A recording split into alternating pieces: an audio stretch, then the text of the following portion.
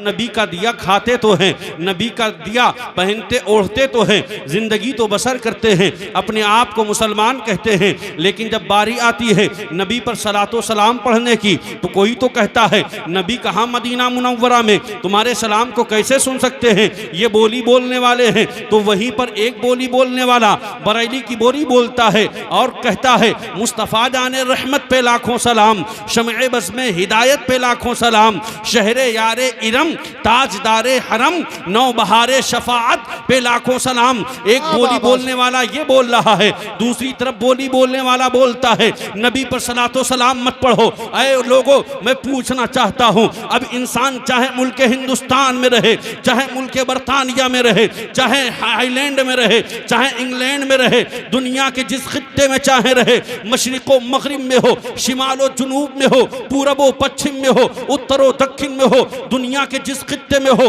चाहे खुश्को तर में हो, चाहे बहरो बर में हो, बयाबान जंगल में हो, वादियों में हो, चट्टानों में हो, चाहे जहां जिंदगी गुजारता हो, लेकिन अगर वो नबी पर सलातो सलाम मोहब्बत के साथ पढ़ता है तो नबी उसके सलातो सलाम को सुनते हैं। गौर करो मुसलमानों, ये बात मैं अपनी तरफ से नहीं कह रहा है, ये बात अपनी तरफ की नहीं कह रहा हूं, मैं अपने बाप की बात नहीं कर रहा हूं। उठाओ दलाइलुल खैरात शरीफ की एक शरह है जिसका नाम मतालिउल मसर्रात है। मेरे और आपके आका वो मदनी के ताजदार, दोनों आलम के मालिको मुख्तार फरमाते हैं अस्माउ सलाता अहली मोहब्बती, मैं उनके दुरूदो सलाम को सुनता हूँ जो मुझ पर मोहब्बत के साथ पढ़ा करते हैं। आगे मेरे आका फरमाते हैं वह आरिफुहुम, और मैं उन्हें पहचानता भी हूँ, उन्हें जानता भी हूँ। उनका दुरूद मेरे सामने पेश किया जाए। धारे तकबीर, धारे रिसालत, मसलके आला हजरत, बरारे इसाले सवाब जिंदाबाद। मुसलमानों गौर करो, ये तो मेरे नबी की समाअत की बात है। अगर समाअत ही देखना है, हमारे औलियाए कराम की समाअत को देखो। एक अल्लाह के वली है जिन्हें हिंद का राजा महाराजा सरकार ख्वाजा गरीब नवाज के नाम से जाना और पहचाना जाता है। मुल्क खुरासान की वादियों में चट्टानों में बैठकर महव इबादत है, इबादत और रियाजत में मसरूफ है, अल्लाह की इबादत और रियाजत कर रहे हैं। एक पुकारने वाला बगदाद की धरती से खड़े होकर मिंबर पर आवाज देता है कदमी हाज़िही अला रक़बती कुल्ली वली गिल्ला, मेरा ये कदम तमाम औलिया अल्लाह की गर्दनों पर है। गौर करो मुसलमानों, बगदाद की धरती से पुकारने वाले ने पुकारा है और सुनने वाला मुल्क खुरासान की वादियों में चट्टानों में बैठकर अल्लाह की इबादत और रियाजत में लगा हुआ है। ये भी अल्लाह वाला है, ये भी अल्लाह वाला है। गौर तो करो मुसलमानों, लेकिन जब ये जुमला टकराता है सरकार गौसे पाक रज़ियल्लाहु ताला अन्हु का किसके कानों से, जब सरकार ख्वाजा गरीब नवाज के कानों से टकराता है, आपकी जबान से बबांगे दोहर जुमला अदा होता है ला बल कदमा का आला आईनी वरासी, नहीं नहीं, आपका कदम मेरी आंखों पर भी है और मेरे सर पर भी है। जब नजर पड़ती है बरेली के ताजदार की, जब नजर पड़ती है ताजदार अहले सुन्नत की, तो पुकार उठते हैं ये दिल, ये जिगर, ये आंखें, ये सर है, जहां चाहो रखो कदम। बाबा सुभान अल्लाह, जिंदाबाद जिंदाबाद। ये दिल, ये जिगर, ये आंखें, ये सर है, जहां चाहो रखो कदम गौसे आजम। ए मुसलमानों याद रखो, जब जब अपने नबी को पुकारो, चाहे मुल्क हिंदुस्तान में हो, चाहे अपने गांव में हो, चाहे बस्ती में हो, इलाके में हो, खित्ता में हो, शहर में हो, जहां से पुकारो नबी तुम्हारी पुकार को सुनते हैं। और सिर्फ सुनते ही नहीं, मेरे आका फरमाते हैं वह आरिफुहुम, और मैं उन्हें पहचानता भी हूँ। ए मुसलमानों अपने नबी पर कसरत के साथ उठते बैठते दरूद पाक पढ़ा करो। वैसे तो बेशुमार फजाइल दरूद पाक के हैं, लेकिन आओ मैं चंद लम्हों में अपनी गुफ्तगू को समेट कर अपनी जगह ले लेना चाहता हूँ। मैंने जो आयत मुक़द्दसा तिलावत की है वमा खलक़तुल जिन्ना वल इंसा इल्ला लियअबुदून, अल्लाह फरमाता है हमने इंसानों को और जिन्नातों को अपनी इबादत के लिए पैदा फरमाया है। यानी महज दुनिया में भेजने का मकसद एक है। वो मकसद क्या है? मकसद इबादत है। मालूम क्या हुआ, आज हम और आप जो आलम शहादत में ज़िंदगी गुजार रहे हैं, ये आलम शहादत की ज़िंदगी होती है। इंसान के कई ज़िंदगी के मराहिल हुआ करते हैं। उलमाए कराम की ख़ास तवज्जो चाहता हूँ। इंसान सबसे पहले आलम अरवाह में था, यानी रूहों की दुनिया में था। अल्लाह ताला ने क़यामत की सुबह तक आने वाली रूहों को पैदा फरमा रखा है। इंसान सबसे पहले आलम अरवाह में था, वहाँ से अल्लाह के हुक्म से मुंतकिल होकर बाप की पुश्त में रखा गया।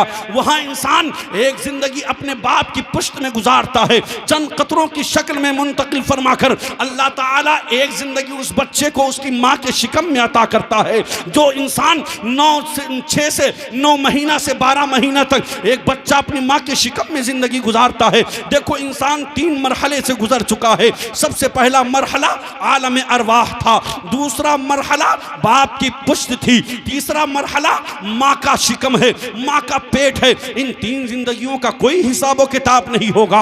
और दुनिया में आने का मकसद क्या है, दुनिया में आने का रीजन क्या है? अरे उठाओ ना कुरान, मेरा रब फरमाता है या अय्युहल्लज़ीना आमनु तक़ुल्लाह वल तंजुर नफ्सुम मा क़द्दमत लिग़द। यानी कि हमें और आपको अल्लाह ने दुनिया में जो भेजा है वो किसी और काम के लिए नहीं भेजा है, बल्कि कल की तैयारी के लिए भेजा है। हमें और आपको गौर व फिक्र करना चाहिए। हम तो कल की तैयारी के लिए दुनिया में आए हैं। ऐ मुसलमानों, कल की तैयारी क्या है? कल क्या होगा? कल क़यामत आएगी, दुनिया फना हो जाएगी, हर एक चीज़ का हिसाब किताब होगा, जर्रे जर्रे का हिसाब किताब होगा। और वो मैदान महशर कायम होगा जहां नफ्सी नफ्सी का आलम होगा। न बेटा बाप का होगा, न बाप बेटे का होगा, न बेटी माँ की होगी, न बेटी माँ की होगी। कोई किसी का पुरसाने हाल नहीं होगा।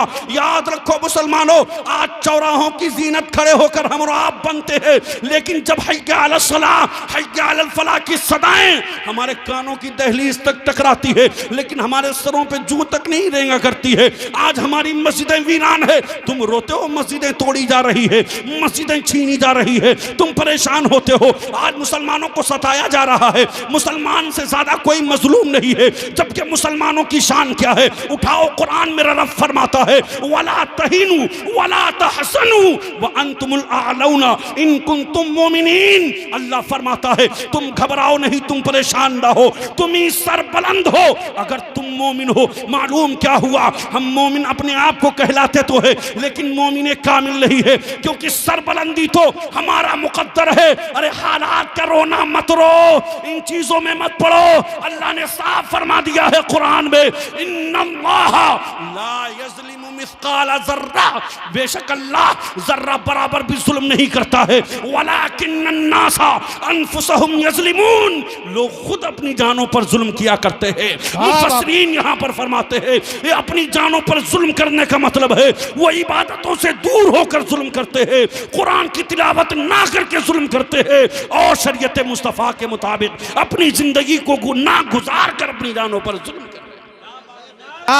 नारे तकबीर, नारे रिसालत, बस लगे आला हज़रत, इश्क मोहब्बत, इश्क मोहब्बत, प्यार मोहब्बत, प्यार मोहब्बत, नारे हैदरी। गौर करें मुसलमानों, आज हम और आप रोना रोते हैं कि हाय मुसलमानों पर जुल्म हो रहा है, मुसलमानों की मॉब लिंचिंग हो रही है, मुसलमान काटा जा रहा है, मुसलमान मारा जा रहा है, उसकी माओ बहनों की इस्मत दरी की जा रही है, हमारे घरों को जलाया जा रहा है। अरे ये हालात का रोना मत रो, अपनी जात को पहचानो, अपने मकसद से भटक चुके हो, उस मकसद को अपना लो जिस मकसद के लिए दुनिया में आए हो। एक टारगेट अल्लाह ने हमें और आपको अता किया है, एक मकसद, एक रीजन देकर दुनिया में भेजा है। वो मकसद क्या है? वो मकसद जिंदगी का अल्लाह ने बयान फरमा दिया, वमा खलक़तुल जिन्ना वल इंसा इल्ला लियअबुदून। अल्लाह फरमाता है हमने इंसानों को और जिन्नातों को महज अपनी इबादत के लिए पैदा फरमाया है। लेकिन आज अल्लाह ताला ने हमें और आपको तो अपनी इबादत के लिए पैदा फरमाया था, लेकिन आज हम और आप इस आलम शहादत में आकर के, जिसके बारे में कहा गया है कि दुनिया एक खेती है, काश्तकारी की जगह है, यहाँ दुनिया के अंदर जैसा बोओगे वैसा अपनी कब्र में पाओगे, अपने हश्र में वैसा पाओगे। ऐ मुसलमानों, अल्लाह के रसूल फरमाते हैं कमा तज़रउ तहसुदु, जैसा तुम बोओगे वैसा तुम काटोगे। जब अल्लाह ने उसके रसूल ने साफ फरमा दिया है ये दुनिया एक खेती करने की जगह है। तो दुनिया में हम और आप जब अपने खेत में किसानी करते हैं, एक किसान से पूछो कि ऐ किसान मुझे ये बता, तू अपने खेत में जब कोई बीज डालता है गेहूं का तो बता उससे धान उगता है या गेहूं उगता है? तो वो कहता है मौलाना अजीब बात करते हो, धान बोएंगे तो धान उगेगा, गेहूं बोएंगे तो गेहूं उगेगा, अमरूद बोएंगे तो अमरूद उगेगा, आम बोएंगे तो आम उगेगा, यानी जो चीज बोएंगे वैसा ही उगेगा। अरे जब सारी चीजें हमारे सामने है तो किस चीज का मुंह देखते हो? इस दुनिया के पीछे मत भागो, ये दुनिया किसी के नहीं हुई है। ये दुनिया हमसे पहले न जाने कितने आए कितने चले गए, हमारे बाद भी न जाने कितने आएंगे कितने चले जाएंगे। इस दुनिया के पीछे मत भागो। मेरे आका इस दुनिया के बारे में फरमाते हैं दुनिया एक ख्वाब है। क्या कहा? दुनिया एक ख्वाब है। आप कहोगे ख्वाब किसको कहते हैं? आओ मैं आपको बताता हूँ। ख्वाब तो उसको कहा जाता है जो इंसान बिस्तर पर लेटने के बाद में आंखें बंद करके देखना जो शुरू करता है उसको ख्वाब कहा जाता है। ख्वाब इंसान 1 घंटा 2 घंटा 3 घंटा 4 घंटा 5 घंटा देखता है। ये ख्वाब का सिलसिला सर्दियों में तो 6-6 घंटा 7-7 घंटे का चलता है। गौर करो मुसलमानों, जब आंखें खुल गई फौरन आपको एहसास हो गया हाँ मियाँ ये तो एक ख्वाब था, हकीकत से इसका कोई ताल्लुक नहीं था। मिसाल के तौर पर अभी किसी ने ख्वाब देखना शुरू किया है कि मैं अपने घर से चला हूँ, मुरादाबाद पहुंचा हूँ, वहां जाकर एक बेहतरीन रेस्टोरेंट में उतरकर मैंने खाना तनावुल फरमाया है, वहां से मैंने अपनी कार में सफर करना शुरू किया है, दिल्ली पहुंचा हूँ, दिल्ली जाकर के अपने रिश्तेदारों से मिला हूँ, अजीजों कारिब से मिला हूँ। ये सारी चीजें लेटा है अपने बिस्तर पर देख रहा है, आंखें बंद हुई हैं, आंखें बंद हुई पड़ी हैं, ये ख्वाब के मनाजिर उसके सामने चल रहे हैं। उसको लगता है ये सब हकीकत है, हकीकत ये सब एक ख्वाब नहीं है। लेकिन जब आंखें खुलती हैं फौरन एहसास हो जाता है मियाँ ये इसका हकीकत से कोई ताल्लुक नहीं था, मेरा वहां जाना एक ख्वाब था, वहां खाना ख्वाब था, सफर करना एक ख्वाब था, वहां रिश्तेदारों से मिलना एक ख्वाब था, हकीकत से इसका कोई ताल्लुक नहीं था। इसी तरीके से इंसान दुनिया के अंदर जब जिंदगी गुजारता है तो कोई तो सीना ठोक के कहता है मैं बहुत बड़ा डॉक्टर हूं, कोई तो बोलता है मैं इंजीनियर हूं, कोई बोलता है मैं प्रोफेसर हूं, कोई तो बोलता है मैं जज हूं, कोई तो बोलता है मैं वकील हूं, कोई अपने आप को आलिम समझता है, कोई मुफ्ती समझता है, कोई फकीह समझता है, कोई मुहद्दिस समझता है, कोई मुफक्किर समझता है। न जाने इंसान दुनिया के अंदर सीना ठोक ठोक के बोलता है ये मकान मेरा है, ये जमीन मेरी है, ये जायदाद मेरी है, ये नौकर चाकर मेरा है, ये घोड़ा गाड़ी बंगला मेरा है, ये दुनिया का ऐशो आराम सब मेरा है। अल्लाहु अकबर। ए मुसलमानों अपने सीने पर, धड़कते सीने पर हाथ रख कर देखो और फैसला करके बताओ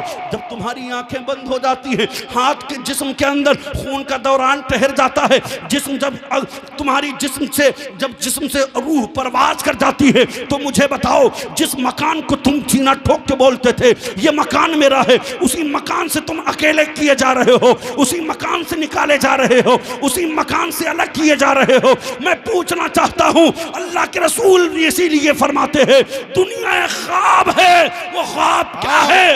इंसान 70 साल तक देखता है कि कोई ख्वाब 80 साल तक देखता है, कोई 90 साल तक देखता है, कोई 60 साल तक देखता है, कोई 50 साल तक देखता है। ये ख्वाब का सिलसिला चलता रहता है। एक ख्वाब वो होता है जो आंखें बंद होने के बाद शुरू होता है और एक ख्वाब वो होता है जो आंखें खुली रहती है तब चलता रहता है। हमारा और आपका ये सब देखना ये ख्वाब है, ख्वाब। हकीकत के इससे कोई ताल्लुक नहीं होगा। जब तुम अपने मकान से अलग किए जाओगे तब कहोगे अल्लाह अल्लाह ये क्या हो गया, जिंदगी भर एक एक पैसा जोड़कर जिस मकान को बनाया था आज उस मकान से अलग कर दिया गया हूँ, उस मकान से जुदा कर दिया गया हूँ, उस पर हमारे घर वाले ऐशो आराम कर रहे हैं, ऐशो इशरत की जिंदगी गुजार रहे हैं। मैं पूछना चाहता हूँ आखिर कब्रिस्तान जब मैयत जाती है तो उसके साथ क्या जाता है? तो उठाओ मिशकातुल मसाबी की हदीस, हमारे और आपके आका फरमाते हैं कि मिशकातुल मसाबी की हदीस पाक है। मेरे आका फरमाते हैं मैयत के साथ कब्रिस्तान 3 चीजें जाया करती है। सहाबा ने अर्ज की या रसूल अल्लाह वो 3 चीजें क्या है? मेरे आका सल्लल्लाहु अलैहि वसल्लम फरमाते हैं इंसान के साथ उसके अहलो अयाल कब्रिस्तान तक जाते हैं, वापस चले आते हैं, उसका मालो जर जाता है, वापस चला आता है। कहा तीसरी चीज क्या है? कहा वो है उसके अमाल तो उसके साथ कब्र से लेकर हश्र तक बाकी रहते हैं। अल्लाह अकबर। मुसलमानों दुनिया के अंदर जब तुम जिंदगी 4 दिन की गुजारते हो उसके लिए इतनी फिक्र करते हो, और कब्र से लेकर हश्र तक का सफर बड़ा लंबा सफर है, उसके लिए भी तैयारी करो। उसके लिए तैयारी कैसे होगी? अपनी मस्जिदों को आबाद करके तैयारी होगी, अपनी पेशानियों में सजदे की तरफ पैदा करके तुम्हें तैयारी करना होगी, नमाजों को ज़ख़ीरा जमा करना होगा, औलिया कराम की मोहब्बतें जमा करनी होगी, रसूल की मोहब्बतों का मजमुआ जमा करना। वाह वाह वाह, जिंदाबाद जिंदाबाद, सुभान अल्लाह सुभान मेरे अल्लाह। प्यारे, बस यही मेरा पैगाम है। नारे तकबीर,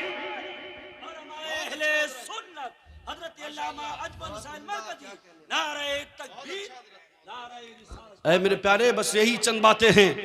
यही मैं कहना चाहता हूँ कि जहाँ दुनिया में हम और आप रहते हैं वहीं अपनी आखिरत के भी फिक्र करें। वो 2 गज की ज़मीन होगी, उसके अंदर कोई उजाले का इंतज़ाम नहीं होगा।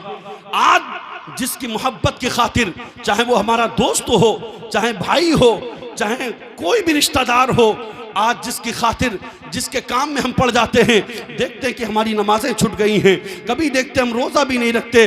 अल्लाह ने जिस्म में इतनी ताकत दी है। ऐ मुसलमानों, अल्लाह ने तो हमें और आपको कितने बड़े लक़ब से मुलक़्क़ब किया है। उठाओ ना, कुरान मेरा रब फरमाता है, कुंतुम खैरा उम्मतिन उख़रिजत लिन्नास, तुम बेहतरीन उम्मत हो तमाम उम्मतों में। ऐ मेरे प्यारे, ये शर्फ अल्लाह ताला ने इससे पहले और जो अंबियाए कराम थे, किसी की उम्मत को ये एजाज़ अता नहीं फरमाया। कुंतुम खैरा उम्मतिन का लक़ब किसी और को नहीं दिया, बल्कि हम गुनाहगारों को दिया है, हम सियाकारों को दिया, हम खताकारों को दिया, हम बदकारों को दिया, हम सियाशारों को दिया है। ये इसलिए दिया है क्योंकि हम अपने महबूब के उम्मती हैं, उस नबी के उम्मती है जिसकी उम्मत में आने के लिए 70 से ज्यादा नबियों ने दुआएं की। वाह वाह वाह, सुभान अल्लाह सुभान अल्लाह। गौर करो मुसलमानों, अल्लाह कादिर मुतलक है। अगर वो हमें और आपको चाहता, हाथी, घोड़ा, बिल्ली, कुत्ता, चूहा, मक्खी, मकड़ी, भुनका कुछ भी बना सकता था, लेकिन उसका कितना बड़ा करम है कि उसने हमें और आपको लक़द करमना बनी आदम का ताज पहनाया, यानी हमें और आपको इंसान बनाया। और इंसान बनाने के बाद ऐसा वैसा इंसान नहीं बनाया। दुनिया में इंसान भी कई कैटेगरी का होता है। एक इंसान वो होता है जो पत्थर को पूजता है, एक इंसान वो होता है जो दरिया को पूजता है, एक इंसान वो भी है जो सूरज की परस्तिश करता है, एक इंसान वो भी है जो दरिया की पूजा करता है, जो दरख्तों की पूजा करता है। गौर करो मुसलमानों, अपने मुकद्दर पर जितना नाज करो कम है। अल्लाह ने हमें और आपको हजारों माबूदों को पूजने वाला नहीं बनाया, बल्कि एक वहदहू ला शरीक की इबादत करने वाला बनाया। ए मुसलमानों, उसी रब ने फरमाया है, वमा खलक़तुल जिन्ना वल इंसा इल्ला लियअबुदून, हमने इंसानों को और जिन्नातों को अपनी इबादत के लिए पैदा फरमाया है। एक मकसद दे के दुनिया के अंदर हम और आप भेजे गए हैं, बेमकसद नहीं भेजे गए।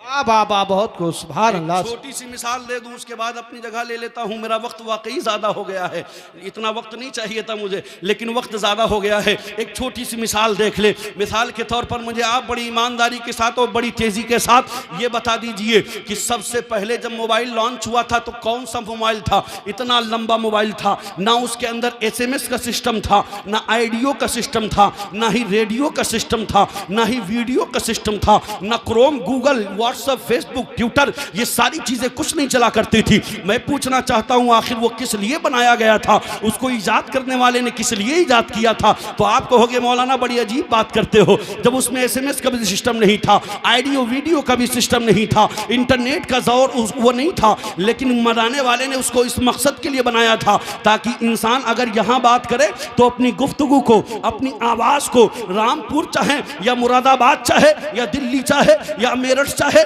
जहां चाहे अपनी आवाज को पहुंचा सकता है। ऐ मुसलमानों, बनाने वाले ने इस मकसद के लिए बनाया था, लेकिन आज जब जमाना तरक्की किया, उसके अंदर ऑडियो का सिस्टम आ गया, वीडियो का सिस्टम आ गया, और तरक्की किया, उसके अंदर FM रेडियो का सिस्टम आ गया, और तरक्की किया, उसके अंदर गूगल क्रोम जैसी चीजें आ गई, उसके अंदर न जाने कैसी कैसी एप्लीकेशंस आ गई, कैसे कैसे गेम्स उसमें लॉन्च कर दिए गए। मैं पूछना चाहता हूं, आज भी अगर आप अपने फोन में, अपने मोबाइल के अंदर अपना नेट चलाएं, वीडियो चलाएं, ऑडियो बजाएं, कोई भी चीज इस्तेमाल करें, लेकिन जैसे ही किसी का फोन आता है, किसी की कॉल आती है, फौरन स्क्रीन पर नंबर जाहिर हो जाता है। आखिर ये क्या वजह है? वो मोबाइल तुमको याद दिलाता है गोया के ए बनाने वाले ने मुझे जिस मकसद के लिए बनाया था, ए इंसान तू मुझे ऑडियो में यूज कर रहा है, वीडियो में इस्तेमाल कर रहा है, इंटरनेट चला रहा है, ये सारी चीजें चला रहा है। चलते चलते साथ में ये भी याद दिलाता है मुझे बनाने वाले ने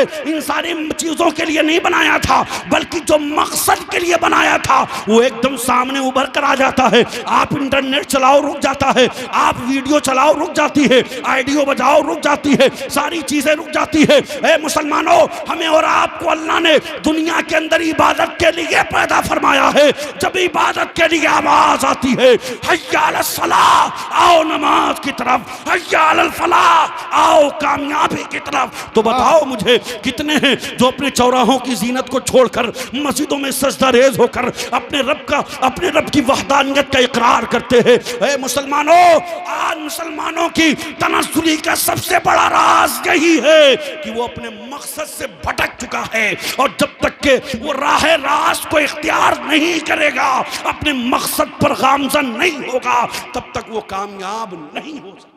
वाह वाह वाह, सुभान अल्लाह सुभान क्योंकि अल्लाह। अल्लाह का ये भी फरमान है इन्नल्लाह ला यतगय्यरु मा बिकौमिन हत्ता बिअनफुसिहिम। अल्लाह फरमाता है बेशक अल्लाह उस कौम की हालत को कभी नहीं बदलता जो कौम खुद को ना बदलना चाहती। समझ रहे हैं आप?